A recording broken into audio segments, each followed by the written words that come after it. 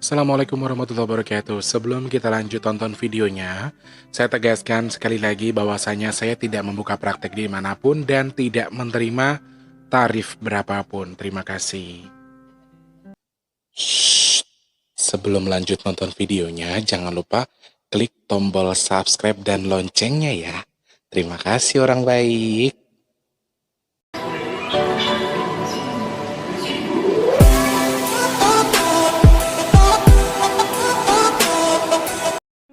Assalamualaikum warahmatullahi wabarakatuh. Salam sejahtera untuk kita semua. Alhamdulillahirrahmanirrahim, masih bisa ketemu, masih bisa ngobrol, masih bisa syuting lagi buat ngasih info-info ke kalian, para subscribernya Mas T. Dan Mas T ucapkan terima kasih banyak sekali lagi untuk kalian yang masih setia dengan ya channel yang gak seberapa ini gitu loh. Channel yang masih belia banget, yang belum apa-apa, tapi kalian tuh stay banget di sini, setia banget di sini. Aku cuma bisa bilang terima kasih dan yang pasti ya terima kasih doang. Kalian mensubscribe, kemudian melike, kemudian tidak men-skip iklan, membantu saya untuk terus berkembang. Sama halnya dengan saya terus memberikan konten-konten di mana membuat kalian lebih berkembang dan lebih tahu lagi ya. Saya ucapkan selamat pagi, siang, sore, dan juga malam untuk para subscriber Mas T dimanapun kalian berada, tempat terkecuali di seluruh Indonesia. Yang sudah subscribe terima kasih banyak, untuk yang belum, yang baru masuk, ayolah disupport Mas T yang buat di subscribe, di like, komen, dan juga di share kalau penting ya. Selamat bergabung juga untuk yang baru bergabung, untuk yang mau kenal sama Mas T, pengen curhat, pengen berbagi cerita. Oh iya, yang mau donasi juga masih ditunggu ya, karena ternyata bulan ini kita sepertinya tidak ada kegiatan karena masih belum ada apa namanya ya, ada beberapa donasi tetapi dititipkan untuk anak yatim, jadi saya serahkan kepada anak yatim, sehingga untuk kegiatan bulanan kita mesti seperti sedekah untuk nasi box dan lain sebagainya untuk saat ini masih belum ada, karena kemarin ada yang sedekah ya, diniatkan untuk anak yatim piatu, jadi saya berikan ke anak yatim. Lalu untuk nasi box dan lain sebagainya untuk saat ini belum ya. Untuk teman-teman yang ingin berbagi rezeki, yang berbagi cerita dengan Mas T, bisa langsung di Instagramnya Mas T, di description box ada di kolom deskripsi, bigtulus_pp2, ataupun di situ ada email, ada password lagi, ada email, ada Facebook juga ya. Untuk teman-teman yang mau kenal sama Mas T lebih dekat boleh, mau pesan minyak bidara juga boleh, langsung komunikasi sama Mas T lewat DM di Instagram ya. Mau sedekah, mau pesan minyak bidara, masih banyak. Stoknya banyak banget. Ada masih 22 pieces lagi ya. Jadi Mas T sengaja menyetok untuk beberapa teman yang sedang membutuhkan ya. Butuh jenengan terlalu kepepet banget, terus jenengan memang perlu, siapa tahu pengen untuk pengobatan dan lain sebagainya. Asal jenengan lillahi ta'ala, Mas dulu saya pengen minyak bidara tapi saya belum punya rezeki, saya belum punya duit. Insya Allah kalau jenengan memang niat benar-benar ingin sembuh dan berniat mendapatkan minyak bidara, nanti insya Allah saya kirimkan, jenengan bayarnya terserah ketika jenengan sudah punya rezeki ya. Kalau jenengan mau, monggo langsung DM di Instagram gitu. Saya ucapkan selamat pagi, siang, sore, dan juga malam untuk seluruh subscriber Mas T dimanapun kalian berada. Big Tulus Official ini sekali lagi adalah channel yang sangat kecil, sangat belia sekali, dan masih perlu banyak perombakan. Jadi masih Mas T tunggu untuk kritik dan sarannya. Kalian punya pertanyaan seputar apapun itu, boleh DM di Instagram ataupun langsung diketik di kolom komentar ya. Yang di Papua apa kabar? Sehat selalu buat Pak Sam bersama keluarga besar. Terima kasih banyak. Kemarin saya juga sudah diberikan jawaban. Jadi vlog kemarin Mas T kan mempertanyakan kalau Mas T punya kebiasaan bla bla bla bla bla gitu, dan beliau menjelaskan dengan lugas sekali kalau sebenarnya itu bukan kelainan, Tulus, itu bukan kelainan, dan itu hanya psikis saja yang memang perlu perbaiki, dan intinya itu normal gitu loh. Aku sempat yang gue ini nggak sih gitu loh. Tapi terima kasih banyak Pak Sam ya, sudah memberikan aku informasi soal itu. Jadi aku merasa kayak ketergantungan sih memang sekarang. Terus dengan kondisi yang seperti ini, jadi aku ngerasa kayak yang gimana ya gitu loh. Apa gue tuh perlu nikah, apa perlu gue punya bini gitu, dalam arti begini. Sedangkan target gue pokoknya ya adik gue dulu, adik gue mapan semua baru gue gitu. Kalau saya niatnya seperti itu ya. Untuk yang ada di Sulawesi, tempat terkecuali semuanya, Makassar, Maros, Kendari, kemudian Polewali Mandar, Selayar, Masamba, tanpa terkecuali yang di Palu ya. Terus ada di Manado, Ambon, pokoknya yang di Sulawesi tanpa terkecuali. Kemudian untuk yang ada di Pulau Kalimantan ya, Kalimantan Selatan, Kalimantan Barat, semuanya tanpa terkecuali saja Palangkaraya. Kemudian yang dari Pasir ada Bu Sriatun di sana. Adikku Jan girang banget jenengan kirimin batik Jan, Masya Allah, aku seneng banget ya Kang, bla bla bla bla. Engko pokoknya lek wis dadi mau tak bikin baju terus nanti bikin vlog biar Bunda Sriatun seneng katanya. Ya maklum Bun, kami kan orang kampung yang orang desa yang maksudnya itu dia itu emang jarang banget dapat sentuhan kasih sayang perhatian dari orang. Selain dari saya itu abang-abangnya yang lain mah buru-buru Bun. Makanya dia tuh seneng ketika ada orang yang mau welcome sama dia. Kak selfie pulang aja di rumah itu tuh dia tuh kayak yang manja banget gitu loh. Dikit-dikit kau masak apa gitu. Jadi dia itu seperti anak yang haus dengan kasih sayang sebetulnya. Tapi ya mau gimana lagi, kami keadaannya begini. Kalau saya di kampung, saya tidak bisa kerja ya malah saya tidak bisa bantu dia gitu loh. Kemarin aja tiba-tiba meminjam duit bla bla bla bla, kan kita nggak pernah tahu karena posisi gara-gara virus ini tuh luar biasa banget dampaknya. Jadi dia sempat yang ngerasa aku nggak kuat Kang gitu-gitu, sempat ngerasa begitu. Tapi sekarang sih alhamdulillah sudah mulai ya sudahlah Dek, mau nggak mau kita harus bangun, mau nggak mau kita harus jalan dengan segala kondisinya gitu loh. Makanya anak itu kadang-kadang aku mikirin juga sebenarnya ya. Makanya aku selalu berpesan kepada kalian semua yang dari Rawajitu, yang dari Tulang Bawang, khususnya kampung saya di daerah Rawajitu, saya minta tolong betul kalau jenengan memang pengen jajan, pengen berbagi rezeki dengan adik saya, ya dibantu dengan dibeli dagangannya. Kalau jenengan kasih uang belum tentu anaknya mau, gitu loh. Karena ya meskipun dia butuh duit dan dia ketika jenengan kasih dia belum tentu bisa nerima. Kecuali jenengan diam-diam tahu-tahu tembak kasih gitu aja. Kalau kayak gitu mungkin masih bisa diterima. Cuman lebih afdol lagi kalau jenengan tuh beli dagangannya dia. Itu salah satu cara bisa membantu dia ya. Saya ucapkan selamat pagi, siang, sore, dan juga malam kembali untuk yang ada di Pulau Sumatera, untuk yang di Medan, Padang, kemudian Lampung, Bengkulu, Jambi, Sumatera Selatan, Palembang, mana tuh Lubuk Linggau juga ada di sana. Sekayu, Pak Pelaju, Kayu Agung, Oki, Oku, terus Muara Dua di sana ada adikku ya di sana. Terus yang ada di Jakarta, Bogor, Cianjur, kemudian Cikarang, Bekasi, Cikampek, terus Cirebon, Cilacap, Tegal, kemudian yang ada di Semarang, ada yang dari Tembalang, ada yang dari Rembang, ada yang dari Kendal, kemudian Klaten, Wonogiri ya. Terus Solo, Boyolali, terus ada Jogja, kemudian yang ada di Malang, Jombang, terus Surabaya, Sidoarjo, Gresik, dan Banyuwangi. Di Malaysia juga sehat selalu untuk Pak Abdullah di sana, Mbak Sangkur yang juga semoga selalu sehat. Kemudian untuk yang ada di Singapura, untuk Pak Muhammad Yahya, saya hanya bisa mengucapkan terima kasih banyak. Bapak setiap pagi mensupport saya, memberikan saya semangat, kata-kata yang best, kata-kata yang membangun, kemudian memberikan saya pelajaran untuk lebih kuat lagi dalam menjalani pagi hari ya. Pak Muhammad Yahya, terima kasih. Allah semoga sehatkan Bapak, Allah semoga lancarkan rezeki Bapak ya. Karena Pak Muhammad Yahya ini salah satu subscriber yang jarang sekali mau berinteraksi dengan subscriber yang lain, tetapi beliau ini cepat tanggap gitu loh. Misal, Mas Teh, saya punya ini bro, saya pengen sedekah bla. Jadi, Mas saya pengen beli bla bla bla gitu. Jadi orang tidak banyak bicara, tetapi ketika dia nembak, dia langsung bermanfaat bagi orang banyak gitu lah. Itu yang saya suka. Karena pikiran beliau adalah, ya hidup saya sudah untuk Allah Mas T, jadi apa yang saya punya ini punya Allah. Intinya begitu. Sama dengan Bunda Sriatun, terus Pak Sam. Pokoknya banyak orang-orang baik di grup ini, luar biasa. Bunda Ita, itu luar biasa. Orang-orang luar biasa yang memang sudah, intinya begini loh, kita tuh memasrahkan apa yang kita punya ini sudah bukan punya kita, sudah hak Allah dan sebagian besar punya orang lain. Makanya mereka selalu gitu. Dan beberapa hari kemarin juga saya menyampaikan ada beberapa sak semen juga yang saya dapat dari beliau Bapak Muhammad Yahya juga yang kita sampaikan di salah satu masjid di Jakarta Selatan. Jadi bersedekah itu kalau beliau tanpa berpikir, maksudnya tanpa berpikir bukan berarti kita nggak punya pikiran atau tidak, tapi memberi itu ya beri aja kalau kita mau beri. Dan untuk yang ada di Taiwan, Taipei, Mbak Haryanti yang di Singapura jarang ini ya, jarang bergabung lagi ya, mungkin sedang repot. Lalu untuk yang ada di Hong Kong ada Mbak Tuyati di sana, lalu kakakku yang punya Brunei Darussalam Kak Ajija bersama abang di sana. Semoga Allah sehatkan badannya, semoga Allah mudahkan rizkinya, dan semoga Allah lancarkan untuk segala urusan baiknya. Amin ya Allah.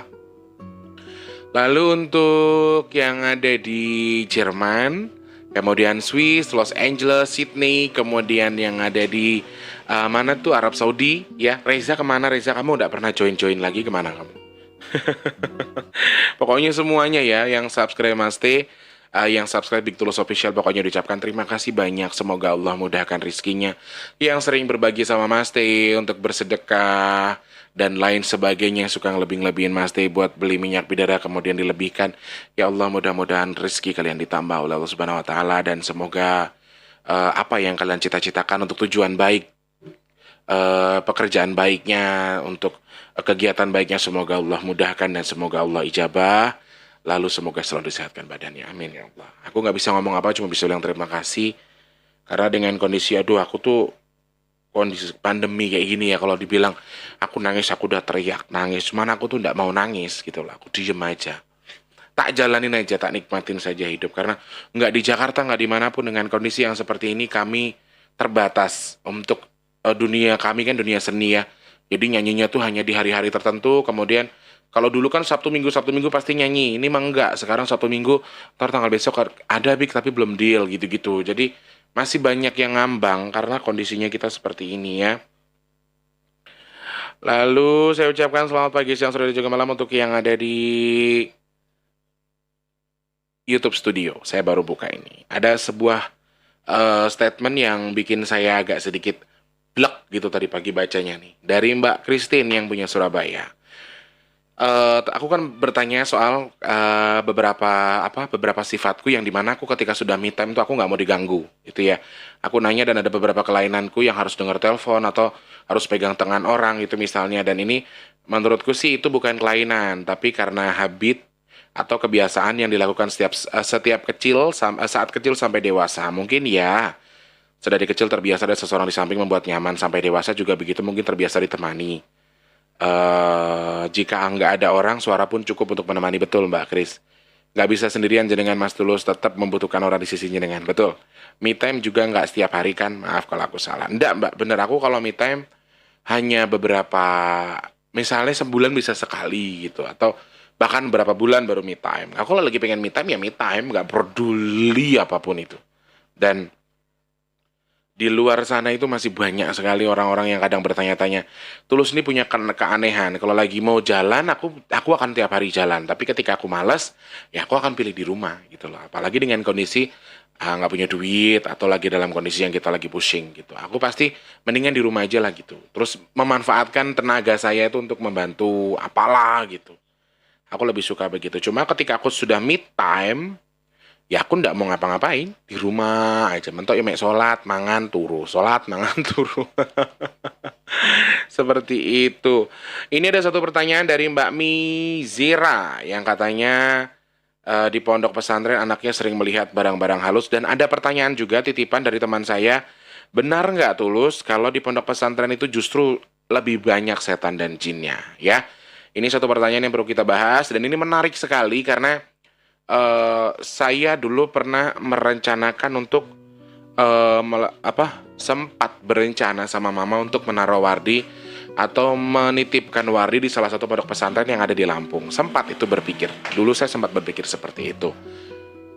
Tetapi setelah ada beberapa teman saya bercerita, Mas T, saya bla bla bla bla menceritakan. Terus maaf ya, di pondok pesantren itu yang tidak bisa kita tutupi, yang tidak bisa kita bohongi adalah, makanya kita harus banyak hal-hal yang di luar nalar yang sering terjadi gitu loh. Maksudnya bahkan kemungkinan untuk, maaf nih, ini maaf ya, saya minta maaf sebelumnya. Jadi saya pernah membaca sebuah artikel di blogspot itu, di salah satu situs webnya Google, dan di situ memang kebiasaan homoseksual itu bisa timbul di salah satu kegiatan di mana mereka itu laki-laki yang dengan laki-laki yang tidak bisa tersalurkan hasratnya, kemudian ada salah satu yang memang memiliki kecenderungan kelainan seksual, Mereka justru melakukan hal itu karena mereka tidak memiliki tempat, memiliki kesempatan untuk menyalurkan hasratnya itu. Makanya saya pernah, karena ponakan saya sendiri ya, di salah satu pondok pesantren yang ada di Jawa Timur, itu dulu dia pernah bercerita, kami diberi kesempatan untuk melakukan, maaf, istilahnya onani gitu ya, dalam beberapa bulan sekali itu, beberapa bulan berkali-kali kami masih diberikan izin untuk, kami dihimbau malah untuk ya kalian melakukan itu gitu loh. Ketika kalian memang sedang ada hasrat untuk mengeluarkan atau memiliki hasrat itu, ya dikeluarkan saja gitu loh. Kalau ada salah satu pondok pesantren di Jawa Timur, karena dulu pernah, karena mereka terlalu kekang dengan keagamaan, terlalu kekang dengan kegiatan, sedangkan mereka kan juga memiliki hasrat yang memang harus dilutuntaskan gitu loh. Nah, akhirnya timbul beberapa kelainan di mana mereka lebih suka ya satu membantu dengan satunya lagi, satu membantu. Nah, akhirnya terjadilah beberapa grup di mana mereka itu justru melakukan hubungan yang aneh. Nah, itu gara-garanya karena mereka sama-sama memiliki hasrat. Ya, sorry, laki-laki sekali lagi bisa dibilang kalau 1 minggu sekali dalam bahasa seksualnya atau bahasa biologisnya, ketika mereka tidak melakukan mungkin agak jadi pertanyaan gitu ya. Akan ada rasa seperti itu. Mungkin ada sebagian orang yang masih bisa, bahkan ada yang setiap hari. Cuma kalau untuk di pondok pesantren sendiri memang mereka berfokus untuk menuntut ilmu. Dan yang perlu kita tahu adalah di pondok pesantren itu, menurut saya pribadi, karena saya dulu pernah jadi donatur di salah satu pondok pesantren yang ada di Bogor sama teman-teman artis zaman dulu 2013-2012. Saya dulu pernah menjadi salah satu donatur. Itu tuh ada SLB, sekolah luar biasa khusus anak-anak apa itu cacat, kemudian anak-anak yang idiot dan lain sebagainya, anak-anak yang memiliki kelainan di salah satu anggota tubuhnya ya. Contohnya yang seperti itu. Pokoknya untuk anak-anak disabilitas dan juga pondok pesantren. Dan kami sering sekali untuk survei langsung ke pondok pesantrennya dan saya melihat betul itu. Jadi ada beberapa faktor sebenarnya mempengaruhi ya. Jadi pertanyaan temanku tuh ada 2. Yang pertama tadi kan dari Mbak Mei. Benarkah maksudnya istilahnya itu anakku kok sering melihat makhluk halus setelah dari pondok pesantren ya. Yang kedua kemudian temanku nanya benar atau tidak banyak bla bla bla bla bla. Yang ketiga adalah yang mempengaruhi ada kelainan seksual di pondok pesantren itu sebenarnya apa? Ya itu tadi, mereka memiliki hasrat, tetapi sekali lagi saya katakan kalau saya waktu datang ke salah satu pondok pesantren di Bogor itu, saya melihat banyak sekali makhluk astral. Jadi sekali lagi saya ingatkan, di tempat bagus sekalipun, di masjid sekalipun, ya di rumah Allah sekalipun, meskipun di dalam lingkup masjid itu ada sesuatu yang bagus, baik, putih istilah bahasa kita, tetapi di luar tuh pasti ada yang hitam. Jadi ketika tempat positif, justru sebenarnya mereka hanya banyak loh anak yang pulang dari pondok pesantren malah dia stres, banyak. Kemudian anak yang pulang dari pondok pesantren malah dia jadi gila karena mempelajari sesuatu amalan-amalan tertentu yang justru membuat mereka menjadi disusupi oleh bangsa-bangsa jin. Karena jujur sekali, kalau kalian bertanya, Mas Tulus benar nggak di dunia di pondok pesantren itu justru banyak jinnya? Iya, saya bilang banyak sekali. Jadi mereka memiliki kelompok masing-masing ya, dan memang tidak di satu titik. Tetapi ketika sesuatu yang dibungkus dengan baik itu pasti ada jeleknya, pasti ada nggak benernya gitu loh. Dan bukan berarti pondok pesantren itu angker, bukan berarti terus kalian takut mondok, bukan. Tetapi sekali lagi kita tujuan untuk datang ke situ untuk apa? Untuk menuntut ilmu, kemudian ingin mempelajari sesuatu. Apa yang kalian pelajari nanti? Soalnya kadang-kadang di pondok nih ada aja orang-orang yang membelokin. Ya itu tadi karena pengaruh jin-jin itu tadi. Salah satunya ya tadi. Jadi melakukan hubungan seksual menyimpang di pondok pesantren itu dipengaruhi oleh jin yang ada di pondok pesantren itu sendiri. Kemudian mereka bisa memiliki ilmu-ilmu tertentu yang katanya nanti dari kitab A, kitab B diamalkan terus kamu bakar, kamu minum, ya. Nanti kamu bisa jadi bla bla bla bla. Akhirnya pulang dari pondok pesantren bukannya berilmu malah jadi sombong, malah jadi tambah congkak. Ada yang seperti itu. Ada bahkan yang pulang jadi stres, sakit. Makanya kadang-kadang anak ada yang tiba-tiba sudah dipondokin dia ngeyel mau pulang karena kita nggak pernah tahu apa yang dia lihat, apa yang dia jalani gitu. Kalau dikatakan Mas Teh di pondok pesantren banyak, iya banyak sekali karena hampir sebagian besar jin yang mau belajar menyantren itu juga banyak di pondok pesantren itu. Secara nggak langsung mereka juga ingin belajar bersama kita untuk sesuatu yang mau jadi lebih baik. Tetapi sekali lagi, kalau kita mau jadi orang bener nih akan selalu ada ujian di mana yang akan membuat kita jadi nggak fokus. Termasuk kedatangan bangsa-bangsa jin itu tadi. Sedangkan prinsip bangsa jin muslim itu mereka tuh nggak mau ngurus yang aneh-aneh. Urusan-urusan lu gitu loh. Beda kalau manusia. Kalau manusia kan kita susah diomong, kita senang diomong, kita jelek diomong, kita ganteng diomong, kita kaya diomong, ya kan? Itu manusia. Sedangkan kalau sebagai jin muslim itu sendiri, yang saya baca banyak sifat dari mereka adalah mereka tuh nggak mau komentar, masa bodoh dengan urusan lu. Gue, lu, gue masa bodoh dengan dunia lu gitu loh. Kalau jin muslim kebanyakan seperti itu. Jadi mereka meskipun beribadah di dunia pondok pesantren itu sendiri, di bagian sisi gaibnya mereka juga ikut belajar, ikut melihat, tetapi di sisi lain mereka juga melihat beberapa jin-jin jelek yang membisiki santri-santri yang lain untuk melakukan hal-hal yang di luar nalar tadi. Mempelajari ilmu bla bla bla. Silakan lah jenengan komentar. Untuk jenengan yang sering di pondok pesantren, saya sendiri tidak pernah menjalani jadi maksudnya tinggal di pondok pesantren. Tetapi saya pernah mendengar cerita bukan dari siapa-siapa, dari Abdul sendiri. Dan Abdul saat ini sedang belajar di salah satu pondok pesantren juga. Pondok pesantren nyata dan juga pondok pesantren gaib, tempat dia belajar sekarang. Dan banyak hal yang memang perlu kita tahu, banyak hal yang perlu kita pahami. Bukan berarti terus saya takut mondokin anak saya dong Mas Tulus, nanti bla bla bla bla. Enggak juga. Jadi mereka itu memilih anak-anak tertentu. Sekali lagi saya ingatkan, biasanya anak yang ditaruh di pondok itu kalau nggak dia memang orang tuanya pengen memiliki mahkota di kepalanya karena memiliki anak yang beriman. Kalau tidak itu mungkin anaknya terlalu pandai, terlalu mencintai ilmu, itu yang kedua. Yang ketiga kalau nggak anaknya saking bandel banget baru ditaruh di pondok pesantren. Jadi sudah dipastikan itu pondok pesantren itu isinya macem-macem banget. Dari orang yang anak yang nakal, anak yang bener, anak yang nggak bener. Sama halnya dengan sekolah. Kalian pikir di sekolah itu nggak ada bangsa jin? Sekolah itu paling banyak tempat untuk belajar, tempat untuk menuntut ilmu, ya. Itu tuh paling banyak demit sama setannya, ya. Untuk beribadah, itu jangan kalian pikir nggak ada demit, nggak ada setan di sana. Itu paling banyak. Makanya kadang-kadang ada yang bangunnya males. Kalau misalnya hanya bangun males, kemudian tetap mendapatkan ilmu sih nggak masalah ya. Cuman kalau misalnya sampai terjerumus ke sesuatu pergaulan yang salah itu tadi loh yang saya takutkan. Terkadang tuh hanya itu yang saya takutkan. Makanya dulu saya sempat bertanya, Dek, kamu mau di pondok pesantren nggak? Nggak, yowis. Saya nggak memaksakan itu karena sekali lagi, sebenarnya ada beberapa cara dari orang tua. Ya, nggak dipaksa nggak mungkin Mas Teh, biarin aja. Kita harus paksa. Meskipun kadang-kadang kita nangis, kita sedih melihat anak kita tinggal di pondok ya. Contohnya Pak Sem juga anaknya di pondok pesantren. Dan tergantung pribadi anaknya sendiri. Tergantung anaknya itu seperti apa. Kalau memang dan satu lagi yang bisa digoda oleh bangsa jin di pondok pesantren, di masjid itu bukan anak-anak sembarangan ya.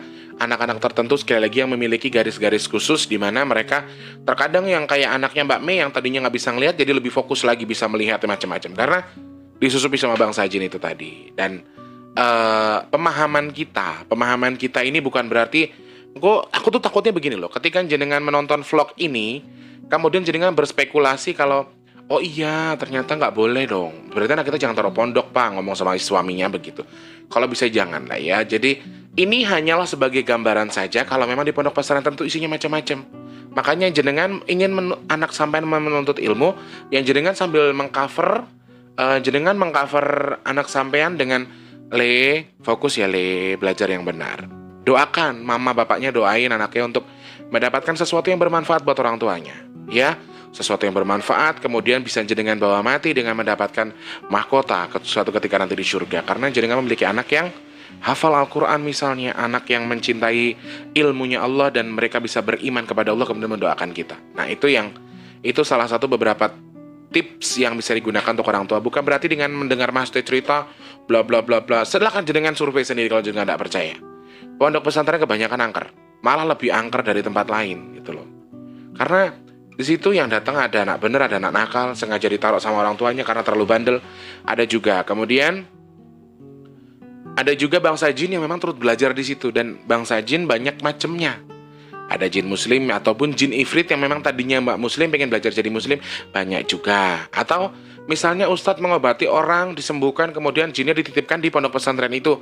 Banyak cara yang seperti itu. Karena saya sampai sekarang, saya pun ketika mereka ingin berteman dengan saya, dengan apa persuasif, saya pelan-pelan, saya bisikin pelan-pelan, saya ajak ngobrol, saya dudukin, sono ikut sama Abdul. Nanti Abdul yang bawa ke pondok pesantren. Kayak gitu. Jadi memang hampir sebagian besar jin-jin yang nakal ini atau yang keras ini ditaruh di pondok pesantren sama orang-orang untuk lebih mengetahui, untuk belajar gitu ya. Sekali lagi, Mas Teh, pertanyaan saya adalah kenapa jin itu nggak merasa panas atau bla bla bla bla ketika mereka mengaji? Hampir sudah mulai pinter bangsa jin itu sekarang untuk beradaptasi dengan itu. Karena terkadang kita, nih, simpelnya saja ya, ketika jenengan doanya nggak terlalu diijabah sama Allah, bisa nggak Mas Teh ketika saya baca ngaji, tapi nggak berpengaruh dengan bangsa jin yang saya bacain. Misalnya, jenengan ketemu pocong, terus jenengan baca surat Anas, tapi kok pocongnya nggak kabur, malah ikut ngaji sama kita. Itu gimana? Bisa terjadi dengan jenengan itu tidak fokus dengan membaca doanya. Karena jenengan terlalu takut, jenengan kalah dengan ketakutan itu, akhirnya sebagian jiwa jenengan itu terkuasai oleh si bangsa itu tadi, si jin itu tadi. Akhirnya doanya tidak terijabah oleh Allah Subhanahu wa taala karena jenengan bacanya tidak lancar atau tidak fokus. Bisa jadi hal seperti itu. Contoh kecil saja, ketika jenengan mau tadinya nggak ngaji mah nggak nguap. Tadinya nggak sholat mah nggak nguap. Giliran sudah sholat, mau ngaji, tadi nggak ngaji mah nggak nguap. Setelah mau ngaji kamu nguap terus. Nah, itu salah satu tanda kalau jenengan itu sedang dibuat dengan bangsa jin itu untuk ngantuk, untuk dibikin ndak fokus beribadah, ndak fokus ngaji, ndak fokus sholat. Nah, ini beberapa hal yang perlu sekali kita pelajari, perlu sekali kita tahu.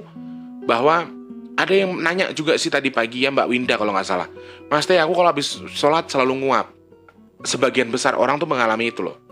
Hampir sebagian besar orang. Itulah cara bangsa jin buat kita bikin nggak fokus, membuat kita dibikin nguap dan lain sebagainya. Sama dengan pondok pesantren, ada yang dibikin bisa melek sampai malam, kemudian paginya lah. Dipikir sekarang mereka ngaji tuh hampir 24 jam loh, tidurnya yang kurang. Ada anak yang 1 minggu di pondok pesantren sakit karena dia harus beradaptasi dengan kegiatan yang ada di pondok pesantren itu. Ada yang seperti itu. Zaman dulu kan saya sekolah di MTS ya, Madrasah Sanawiyah, dan teman-teman saya itu orang pondokan semua. Dan ketika belajar kami itu masuk pagi jam 7:30, itu jam 9, jam 10 ketika guru jelasin, ada beberapa teman-temanku itu anak pondok yang tidur. Ya karena mereka sudah ngantuk. Kegiatan sampai jam 2, jam 3, tidur sebentar, sholat subuh, belum mau ngaji kitab kuning, belum bla bla bla bla bla yang lain-lainnya. Jadi sebenarnya mereka tuh terforsir sekali kegiatannya. Nah, karena terlalu terforsir itu tadi, saya rasa sekarang sudah banyak pondok pesantren yang sudah mencoba untuk mengkondisikan cara metode belajarnya mereka gitu loh. Jadi anak ini nggak terlalu kosong, anak ini nggak terlalu sering kosong pikirannya, nggak terlalu capek, akhirnya tidak terkontaminasi dengan bangsa jin. Karena di pondok pesantren yang kesurupan juga banyak. Anak-anak sering kesurupan di pondok pesantren itu loh, bukannya sedikit. Dan ustadznya itu ya bukan ustadz sembarangan, yang ibaratnya yang berani mangku pondok pesantren ya sudah pasti dia berani mentanggung-jawabi orang banyak. Kemudian ada pasti yang datang itu bukan cuma manusia yang mau belajar Islam dengan dia itu. Banyak sekali bangsa jin yang juga mau belajar di pondok pesantren itu tadi. Gitu loh. Dan saya melihat banyak sekali di pondok pesantren itu. Di satu titik di sana tuh kaum hitam, sebelah sini fokus lagi kaum putih. Dan memang itu kegiatan yang mereka lakukan, dan memang itu yang ada di dunia ini. Ada hitam, ada putih, ada siang, ada malam, ya. Ada terang, ada gelap. Nah, itulah sama dengan filosofi itu, kata-kata itu sama banget. Di pondok pesantren kalian pikir itu jin muslim semua. Dan jin muslim paling tidak mereka tuh tidak pernah mau berkomentar dengan apa yang mereka lakukan. Dan Allah mengizinkan jin-jin itu mengganggu santri-santri yang sedang belajar ini buat apa? Ya untuk mengetes keimanan si santri, lulus atau tidak dia itu. Jadi bukan berarti di pondok pesantren banyak setan, terus banyak jin, banyak yang kesurupan, berarti santri banyak yang gagal mas tulus, keluar tidak berilmu. Tidak juga, banyak yang sudah berkeluar berilmu. Makanya kadang-kadang kita tidak bisa menganggap orang keluar dari pesantren itu benar, tidak juga. Orang keluar dari pesantren itu salah juga, tidak juga. Karena banyak anak-anak dari pondok pesantren setelah jadi ustadz itu malah jadi lebih gila. Karena ada fase-fase tertentu di mana dia sedang belajar ditempeli dengan jin kecil. Sudah mulai berilmu ditempeli dengan jin tengah lagi. Sudah mulai tinggi lagi jadi ustadz, ditempeli dengan jin yang lebih tinggi lagi. Akhirnya ya dia bisa saja mengkomersilkan tenaganya dia. Sedangkan kita berbagi ilmu, berbagi pengalaman kepada umat lain atau umat muslim yang lainnya, untuk memberikan pengalaman kepada kita untuk lebih beriman kepada Allah, itu kan memang tidak ada biayanya, semuanya free. Kita tidak boleh mengkomersilkan itu. Tapi banyak setelah menjadi ustadz justru malah mengkomersilkan dirinya. Jadi, saya kalau nggak bayaran segini nggak mau. Nah, ada yang seperti itu. Nah, akhirnya kan membagi ilmunya itu bukan karena membagi ilmu dengan sebenar-benarnya membagi ilmu, tapi menjadikan itu sebagai bisnis atau sumber kehidupan. Memang Allah tidak melarang. Monggo kerso. Cuman sekali lagi, banyak orang yang terbelokkan dari segi agama. Ini yang sangat riskan justru yang orang-orang dari segi agama loh. Yang dari segi agama ini yang gampang banget terbelokkan. Gampang banget dibelokin. Karena sekarang ketika jenengan sudah mendengar ustadz, jenengan akan pasti dengan hormat dengan ustadz itu. Dan hormatnya orang dengan si ustadz itu yang akan membuat ustadz ini menjadi congkak akhirnya. Kalau ustadz ini tersusupi oleh bangsa jin. Iya, terlalu hormat banget. Iya, gue terhormat, gue hebat, gue berilmu. Mereka gak punya ilmu, mereka butuh gue.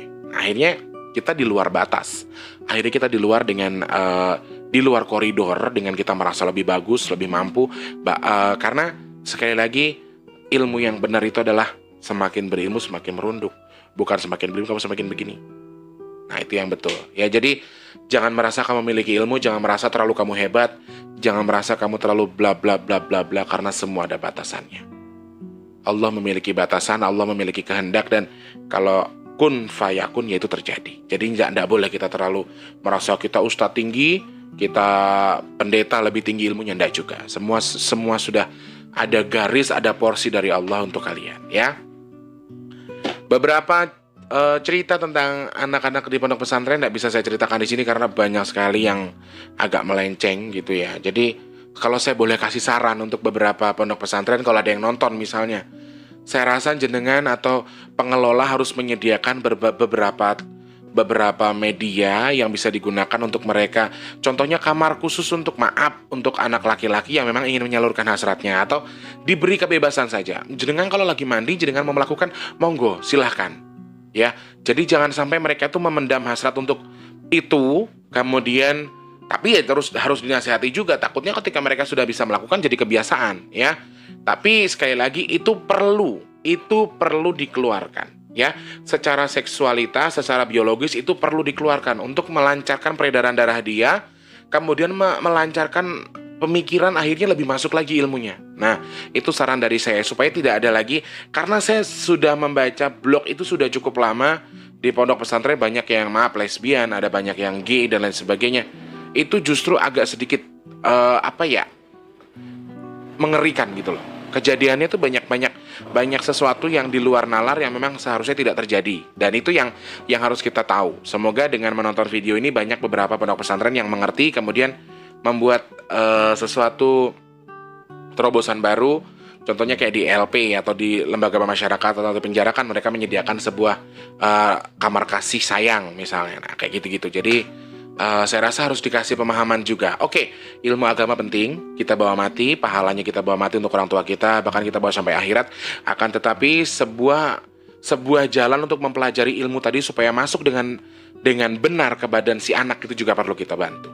Ya, secara biologis, karena kita bukan cuma hidup di dunia akhirat saja nanti, tapi saat ini untuk kita bukan kita hidup di akhirat saja nanti, tapi di dunia ini kita juga perlu modal untuk kita bawa ke akhirat.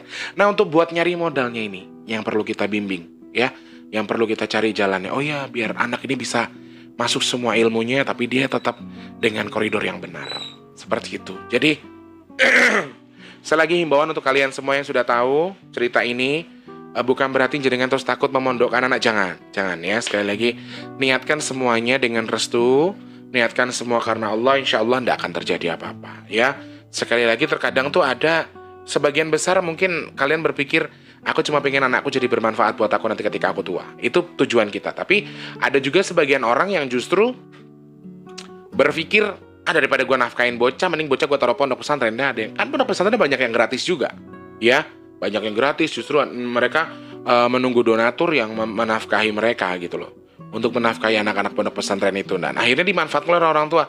Itulah salahnya kita. Jadi segala sesuatu ada positif dan negatifnya, tergantung kita pemikirannya seperti apa, tergantung kita maunya gimana.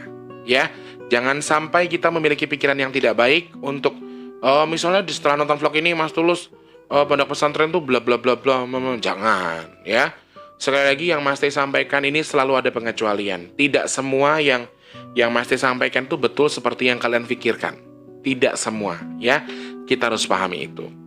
Kurang lebih seperti ini cerita tentang pondok pesantren. Teman-teman untuk lebih berhati-hati lagi, atau adik-adikku yang lagi nonton ini sedang menuntut ilmu di pondok pesantren, Mas Teh doakan kalian semua diberikan kemudahan oleh Allah, dalam lindungan Allah Subhanahu wa taala, dan tercover oleh energi positif dari Allah untuk tidak terganggu oleh sesuatu yang buruk itu tadi ya.